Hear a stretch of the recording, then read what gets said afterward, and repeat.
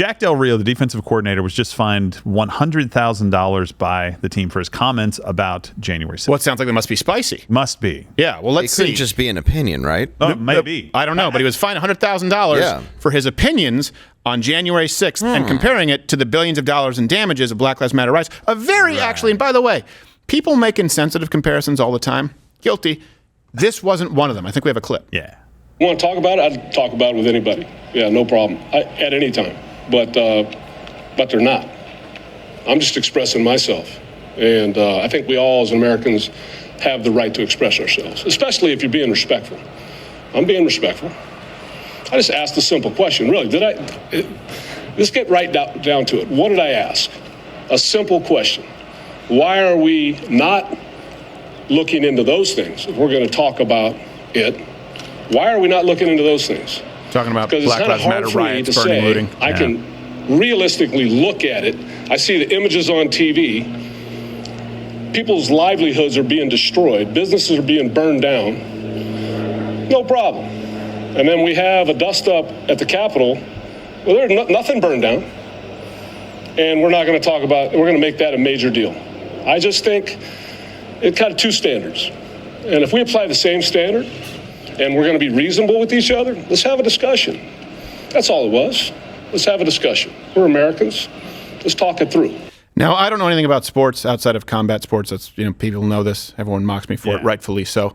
I'm so glad that it doesn't hurt me to not have to watch the NBA, the NFL. I'm so glad that it's not something that I miss, because you can't say, okay, I'm going to boycott Disney and cancel my subscription and still give money to these organizations.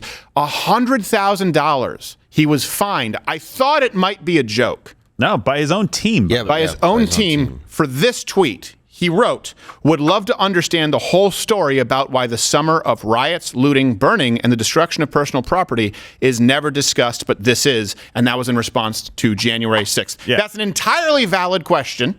Yeah, absolutely. And I think the problem that you saw there, the only words was dust up.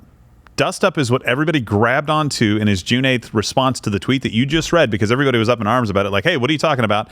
He comes out and responds with that. Like, a dust up happens, and everybody's like, oh, you're calling the threat to democracy a dust up? Call it a brouhaha and grow up. Whatever it is, The only person who was killed, who was that? Oh, well, hold on. You're foreshadowing right now, right? So let me just go over some of the things really quickly, because we know big hearings going on right now about the worst threat to our democracy ever, much less the riots. So January 6th versus BLM. Let's talk about money, right? BLM riots, $1 to $2 billion. I believe that was within 2 weeks of the George Floyd incident. Yeah, that was in 2020, and they've never updated the number, even though the riots have not stopped. Yeah, absolutely. So call it at least a cool $3 billion. But back then it was $2 billion. Yeah. But what's a few billion between friends? That doesn't count the millions given to the organization. By that I mean a couple women, right? Yeah, right. Who now have homes, Bel Air mansions. By the way, January 6th, $2.73 million in damages. Not even enough to buy one of those mansions in Bel Air. I'm saying you need money for. You could give that amount of money to one of the heads of the Black Lives Matter chapters and be like, no, I'm supposed to deal with this shit.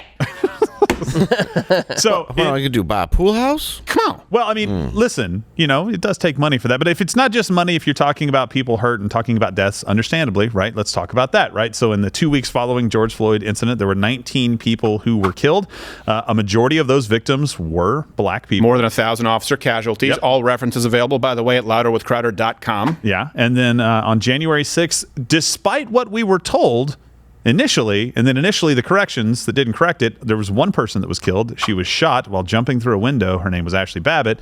Was not entirely obvious that person needed to be shot. There was no special investigation that everybody got to see, like every other story we've heard. Fine, whatever. And can you pause real quick? Because a lot of people, and if you watch regularly or you're listening on audio, you listen regularly, you know this. A huge percentage of Americans don't. Not at all. They don't know. They believe that 4 or 5 officers were killed, including Officer Brian Sicknick, who died of natural or potentially self-inflicted causes, right? Yeah. It's not true.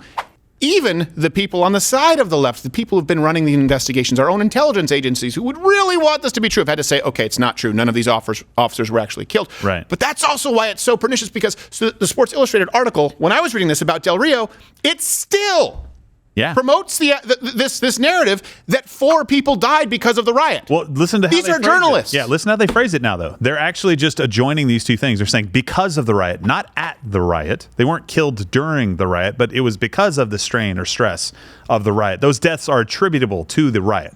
I wonder if there was any deaths from stress related to losing people's livelihoods, or just from being shot by people at the Black Lives Matter protest directly. Yeah, I can't imagine. Being shot is also stressful. That's also stabbed. It can be. Yeah. Being lit on fire. Yeah. That'll things that actually happen, repeatedly. Yeah. Who knows, though? Who knows? The world will never know. No, the world will. Well, no, that's right. The world does know. Oh, right. That's right. The world does know. They just want to lie anyway.